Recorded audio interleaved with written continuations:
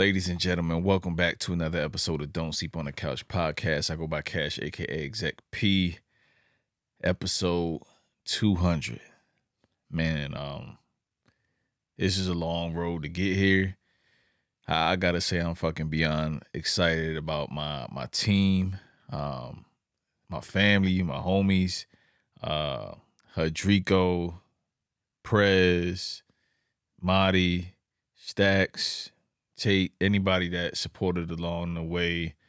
My man LJ, Fran, when he can. That's the core people. Those are who I consider brothers. They've all supported in some way, shape, or form, whether they bought merch. Our friends, our family supported a lot of sacrifice and time to put quality podcasts out there. And what started as us just talking about music, sports, and entertainment kind of grew and took on something of its own. We've morphed into talking about books. We talked about leadership. We talked to artists, on the indie scene, indie level. We've even gotten some artists as, well known as Mickey Fax. Just to name a few, Be My Fiasco, one of Fonte's latest signees. She has an album out that's fire. So like we're reaching a lot of different points in where it's just homegrown and we're doing our thing and it's fire. My man Prez, he stepped away for a bit. He'll be back soon to talk about album of the year and some big albums that have yet to drop. But all in all, man, a lot of this is stuff that I've been doing, spearheading. And, my people will tell you the same, man. And I can't be, more prouder than me. I have to say that to be able to put these things on, meet so many different people along the way, share my love for podcasting.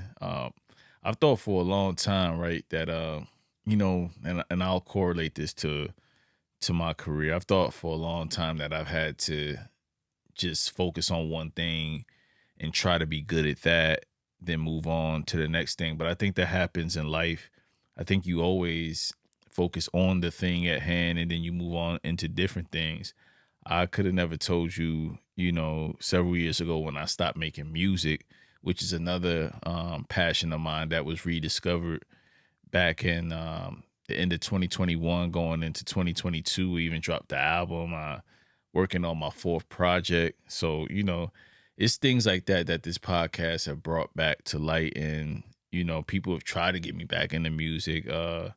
Prez in particular, my co-host brother, he's hinted here and there, and I never really wanted to get back into it because I was more concerned with what we were doing for the independent artists that were maybe possibly this was their first time getting interviewed. Some of them, it was their first time.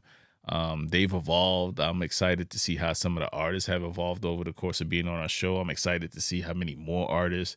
I'm excited for artists wanting to come back, not to even talk about their albums, to kick it.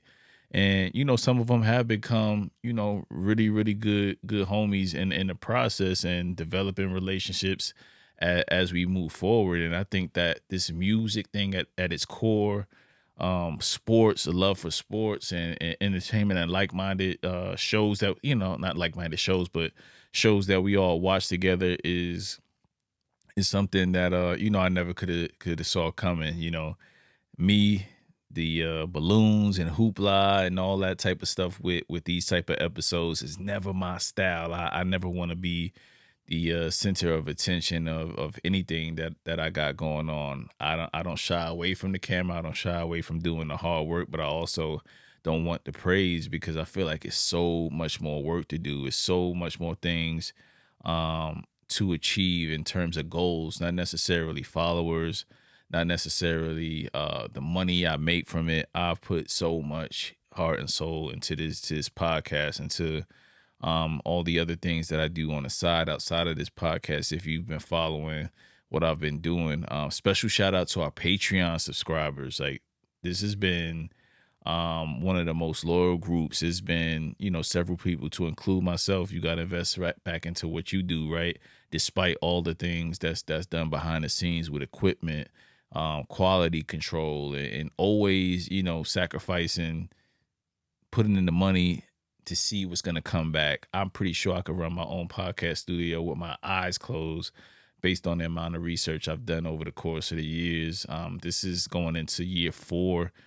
I gotta believe. I think I'm at year 4 at this point. I gotta see the first episode when that drops. That'll mark year 4, but we're pretty close. I want to say April, May of 2019 was when I first started doing that. Several different moves since then, several different pivots to the podcast. People have gone on, they do great things and are still doing great things. One of my previous co-hosts, he's going back to school.